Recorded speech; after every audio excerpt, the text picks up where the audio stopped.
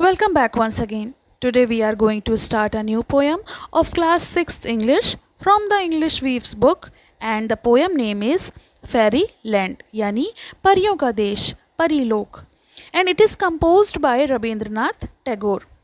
तो ये जो कविता है ये एक बालक की कल्पना शक्ति, उसके सपनों और उसकी कोमल भावनाओं को दर्शाती है.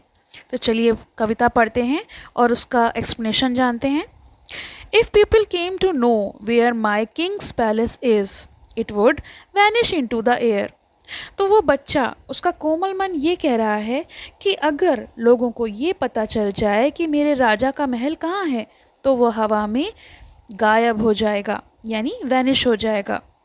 ऐसा वो इसलिए सोचता है क्योंकि उसकी कल्पना ये मानकर चलती है कि ये एक रहस्य है और ये रहस्य अगर किसी के सामने खुल गया तो उसका जो फेरी लैंड है वो जादुई दुनिया में गायब हो जाएगा. The walls are white silver and the roof of shining gold. वो ये सोचता है कि वहाँ की दीवारें सफ़ेद चांदी की बनी हैं और उसकी छत चमकते हुए सोने की.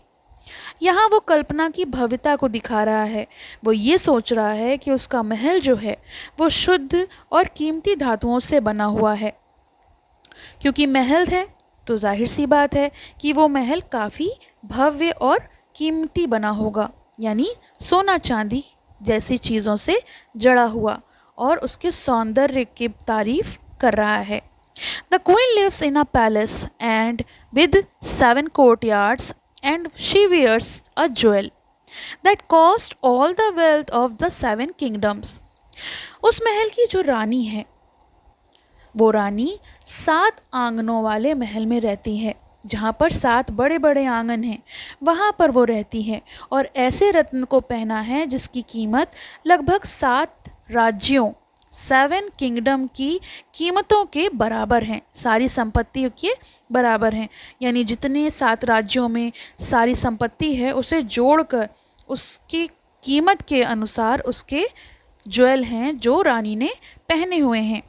But let me tell you mother in a whisper. Whisper मतलब फुसफुसाना. Where my king's palace is. तो बच्चा जो है वो ये सारी बातें अपनी माँ को फुसफुसा कर बताना चाहता है कि उसके राजा का महल कहाँ है. बालक ये बात अपनी माँ से, जो कि अपनी माँ पर विश्वास करता है, एक प्यार करता है, एक गहरा रिश्ता दिखाता है, वो अपनी माँ को अपनी कल्पना का रहस्य धीरे से बताना चाहता है लेकिन और किसी को नहीं. तो उसका जो बाल मन है वो काफ़ी ज़्यादा कोमल है. It is at the corner of our terrace where the pot of the Tulsi plant stand. अब ये कहाँ पर है? ये हमारे छत के उस कोने में है जहाँ तुलसी का पौधा रखा है. अब देखिए बच्चे का बालमन जो है वो अपनी कल्पना शक्ति को कहाँ लेकर पहुँचा है. उसका जो राजा का महल है वो कहाँ है? जहाँ पर उसके छत पर एक छोटा सा तुलसी का पौधा है, स्टैंड है, वहाँ पर है. उस छोटे से बच्चे की कल्पना उसकी घरेलू और साधारण सी दुनिया में भी चमत्कार देख सकती है. आगे, the princess lies sleeping on the far away shore of the 7 impossible seas. Princess यानी राजकुमारी. राजकुमारी 7 अगम्य समुद्रों के पार किनारे पर सो रही है. यानी जो छोटी सी प्रिंसेस है वो दूर असंभव सी जगह पर सो रही है. ये पंक्ति परी कथाओं की परंपरा में आती है जहाँ राजकुमारी को पाना कठिन होता है, केवल वो कहानियों में, किस्सों में ही मिलती हैं.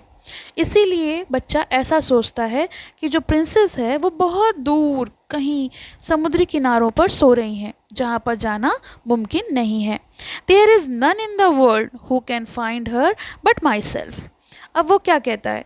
वो कहता है कि दुनिया में कोई भी उसे नहीं ढूंढ सकता सिवाय मेरे. She has bracelets on her arms. Bracelets मतलब कंगन. And pearl drops in her ears. Pearl मतलब मोती.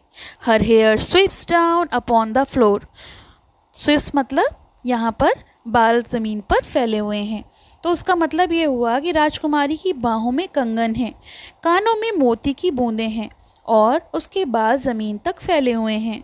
यहाँ पर राजकुमारी की वो सुंदरता का वर्णन करते हुए कहता है, जैसे कि परी कथाओं में होता है, she will wake when I touch her with my magic wand and jewels will fall from her lips when she smiles। अब वो आगे कहता है कि वो तब जागेगी जब मैं उसे अपनी जादुई छड़ी से छूऊंगा, और जब वह मुस्कुराएगी तो उसके होठों से रत्न गिरेंगे। उसकी स्माइल जो है वो बहुत खूबसूरत होगी। इस तरह से वो अपनी मासूमियत भरे शब्दों में उस राजकुमारी की तारीफ़ करता है।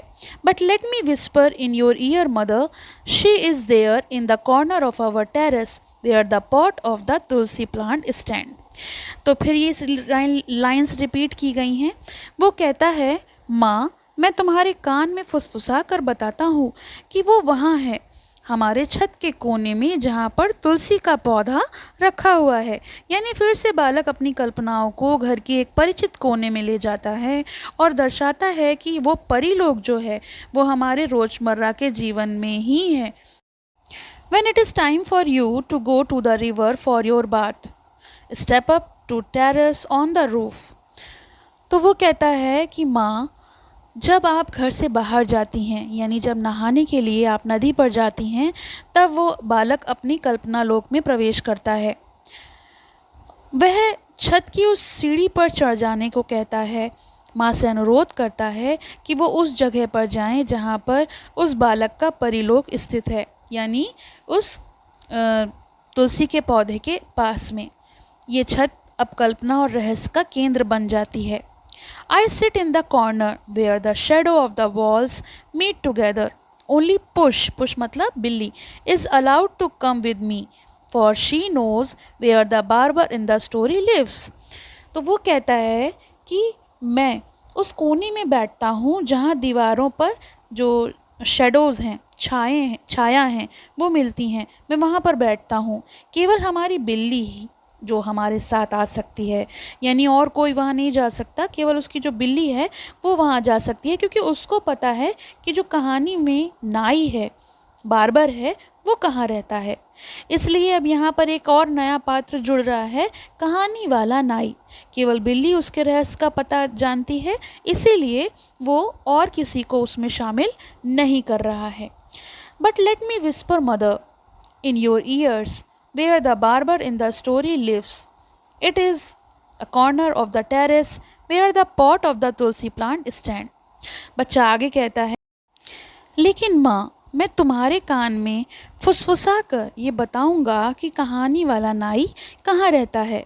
वो वहीं रहता है उस छत के कोने में जहाँ हमारे तुलसी का पौधा रखा हुआ है। तो ये कविता एक छोटे से बच्चे के बाल मन की कोमल कल्पनाओं, उसकी रहस्यमय दुनिया और उसके माँ के साथ उसके भरोसे को दर्शा रहा है, जहाँ तुलसी के पौधे का एक छोटा सा गमला उसका घर का एक प्रतीक है, जिसमें घर के अंदर ही उस मौजूद कोने में जहाँ उसकी कल्पनाएं फल रही हैं, फूल रही हैं और उसके सपने आकार ले रहे हैं, यानी वो जो भी सोच रहा है वो उसके घर के आंगन में ही हो रहा है, ऐसी वो कल्पना करता है। तो ये एक कविता है जिसको रविंद्रनाथ टैगोर ने लिखा है। उनकी रचयिता रविंद्रनाथ टैगोर जी हैं और उन्होंने बच्चे के बाल मन को दर्शाया है। तो आई होप आपको ये जो पोएम है वो समझ में आई होगी। इसके क्वेश्चन आंसर्स और समरी का लिंक आपको डिस्क्रिप्शन में मिलेगा, तो आप वहाँ से देख सकते हैं। Thank you for watching, have a nice day. पसंद आया हो तो लाइक करें, शेयर करें और चैनल को सब्सक्राइब करें।